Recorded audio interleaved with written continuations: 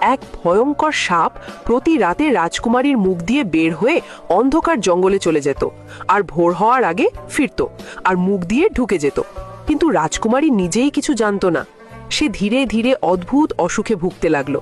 হাঁটতে গেলেই অচেতন হয়ে পড়ত, আর প্রাসাদ জুড়ে ছড়িয়ে পড়ল ভয় ও রহস্য। রাজা হতাশ হয়ে ঘোষণা দিলেন, যে আমার মেয়েকে সুস্থ করবে তার সাথে আমার ছেলের বিয়ে দেব। অনেক বড় বড় চিকিৎসক ব্যর্থ হলো। তখন এলো মায়া, এক গরিব জেলের মেয়ে। কেউ তাকে গুরুত্ব না দিলেও সে সাহস করে সুযোগ চাইল। রাজা মায়াকে সুযোগ দিলেন। রাতে একা রাজকুমারীকে তার রুমে বসে পাহারা দিতে লাগলো। তখন দেখতে পায় ভয়ঙ্কর কালো সাপ মুখ দিয়ে বের হয়ে জানালা দিয়ে জঙ্গলে চলে গেল। আবার ভোরের আলো জ্বলার আগেই ফিরে আসে। রাজকুমারীর মুখের ভিতর চলে যায়। সব রহস্য বুঝতে পারল। সকাল হলো, রাজা মায়াকে ডেকে পাঠালো। রাজা বলল, কি কোনো উপায় পেলে জেলে কন্যা? মায়া মাথা নিচু করে বলল, জি রাজামশাই, তার আগে আমার একটা দাঁড়ালো তরবারি আর একটা বাক্স চাই। কথা মতো মায়াকে একটা দাঁড়ালো তরবারি দেওয়া হলো। বন্ধুরা, আগামী পর্বের জন্য ফলো করো।